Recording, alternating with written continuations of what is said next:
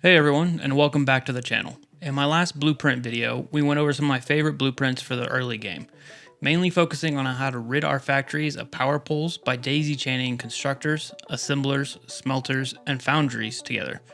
But now that we're a bit further in our world, it's time for some mid-game blueprints to help make our lives just a little bit easier. And instead of just focusing on power nubbins, I'm also going to show you some belt and pipe routing ideas. So today we're going to be going over the manufacturer, the refinery, and the packager.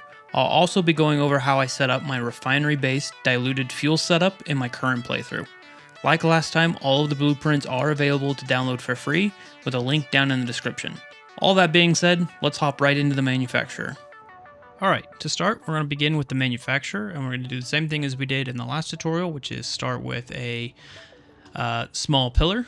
Just going to nudge this up, and we're aiming for that flat spot and just a little half nudge, and we're just aiming to have this corner right here poking out. We're then going to hook it up to power, kind of aim for that corner as a sticking point or an anchor. Make sure our icon's in the right spot, and then we're just going to move it into place. I'm going to take another pillar, just kind of snap it on top, move it over, and then place it here. Grab our connection and place it roughly in the same height on this side. Then we can just delete that pillar, and that's really all that it is for the manufacturer. Because they're so large, I'm not going in and stacking them on top of foundations or frame foundations.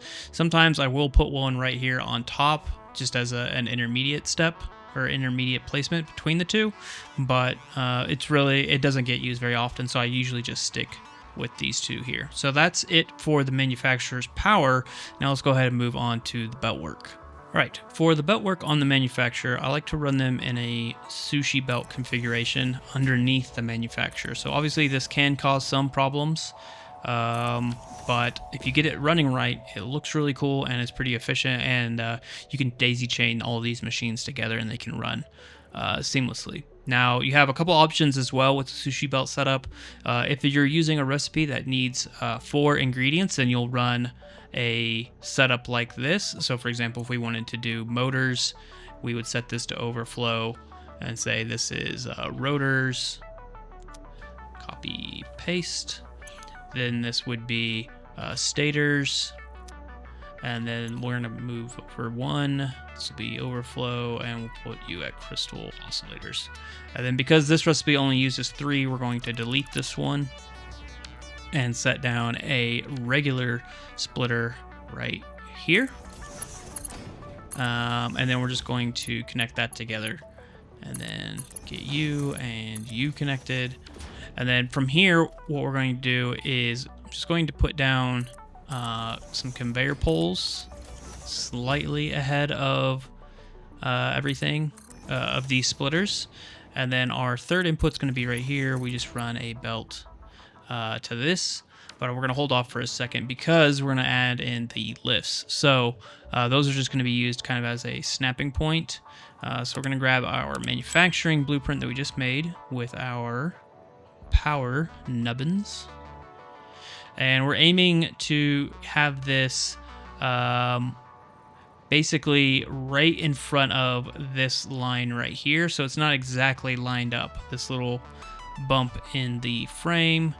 And yeah, we just need it like so, and then we're just going to go up 4 nudges so that we can put some foundations under it. And then I like to use the conveyor poles to attach to the manufacturer this way, so they get sunk into the manufacturer a little bit, and it's going to keep it in a 3 foundation length. So now we can go through here and delete these poles like so, and then we're just going to connect up our belts like so. Whoop. Like this, and I did put a belt. Yep. So we're here. So yeah, everything will kind of roll in through this back belt, and then it'll just fill up kind of like a your typical manifold system, and then it fits into this 2x3 foundation size. So the next piece we're going to do is give it some sort of support system. I'm going to take the frame wall, make sure it's on the inside of the thick white line, move it over so it's a half foundation, and then we're going to go out 2 like this, and do the same on this side like so. So our pass-through or overflow belts can exit directly out the center of those foundations. I'm then going to take a merger for our output, and then just connect our lift here. So then you can see it's still within the half foundation.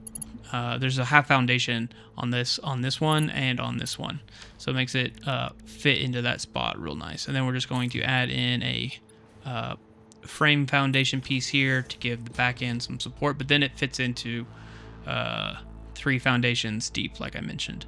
So that is the manufacturer with 3 inputs, but it looks like it's 4.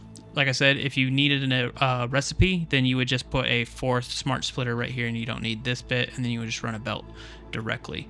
So yeah, that is the manufacturer done. All right, for our refinery, we're going to again start with a small pillar.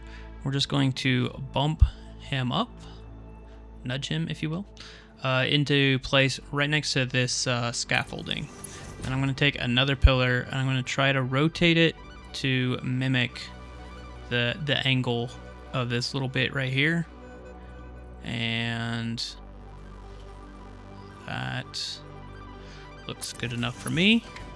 Going to put down a pole just real quick and make sure our icon is facing up, and then nudge it over to place. So now all we have to do is delete this, and this. And now we have a nubbin that doesn't exactly match, but it'll be close enough. And then we're going to take this and attach it to the back side like so. And then this way we don't really see the cable too much. It pokes out a little bit right here. But on this side, you know, it doesn't droop down or anything like that.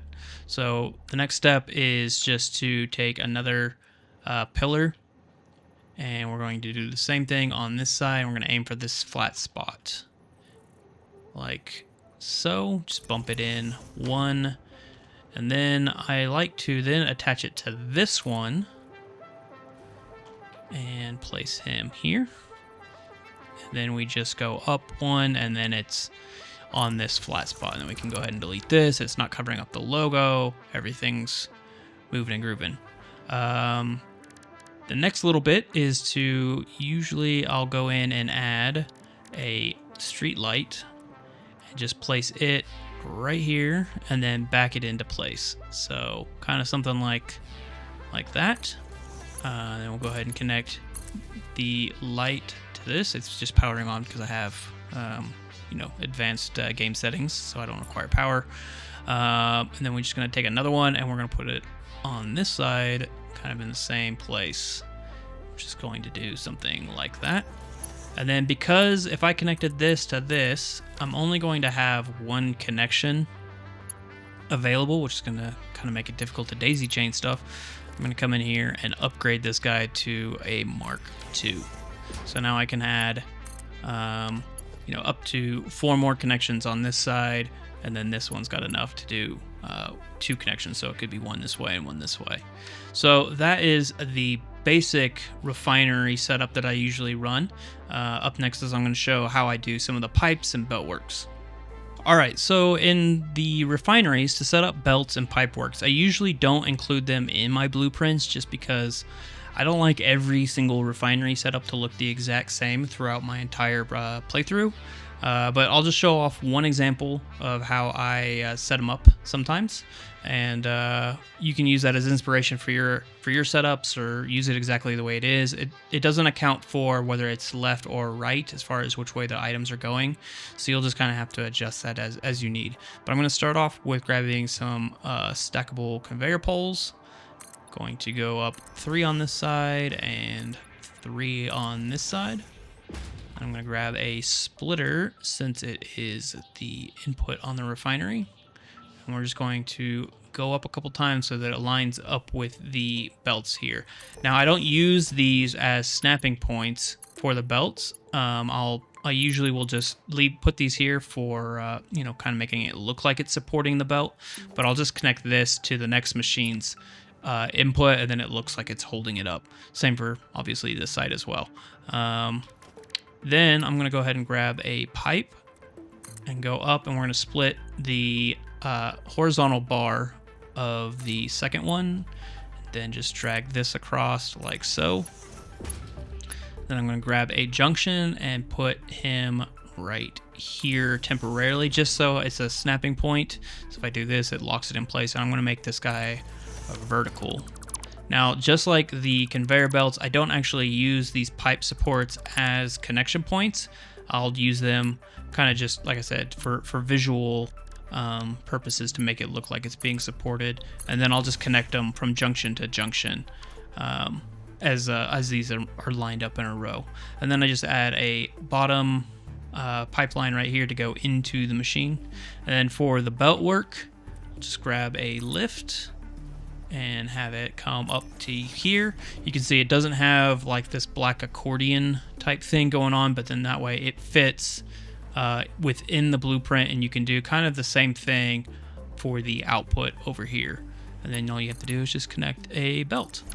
And that's all that I do usually for my refineries. Like I said, I do this a couple different ways just to mix it up so it's not just the same thing repeating, you know, 500 times throughout my world.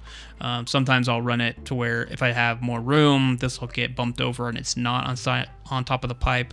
But then this way, you know, it just looks pretty cool as you go out to the separate machines. This is sitting on top.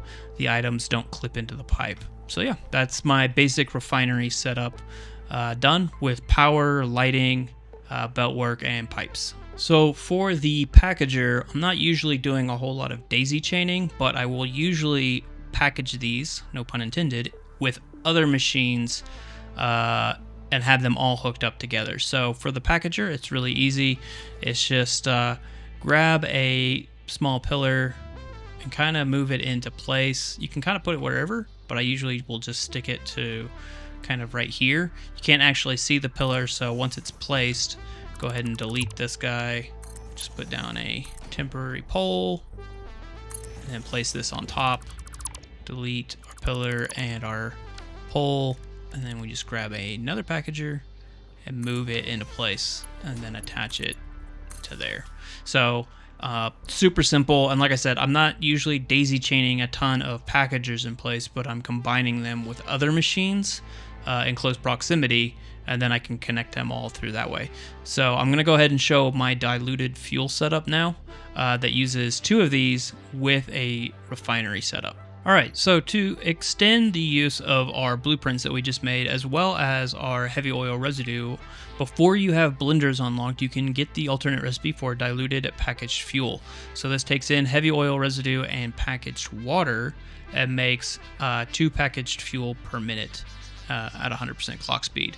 And then what you do is you send it into a packager to unpackage the fuel, which will then send it into its liquid form and give you back empty canisters, which you can then feed into another packager set up for packaged water. So here's your empty canisters that you'd be getting from the loop. You just need to then fill in the water, and it makes packaged water, goes into the refinery. So to get this all set up and running, the first thing I'm going to do is go ahead and just delete these foundations. And then let's take a lift out of our unpackaged fuel packager and send it underneath this guy. So now it's taking the empty canisters and feeding them into here. The next thing I'm going to do is just hook up this guy to do, actually I'm going to do the output, so I know where to line it up. So this is going to be the output for our packaged water. This is the input for said packaged water. I'm going to bring a belt around like so. It clips here, but as soon as you place it and then you raise it up, no more clipping.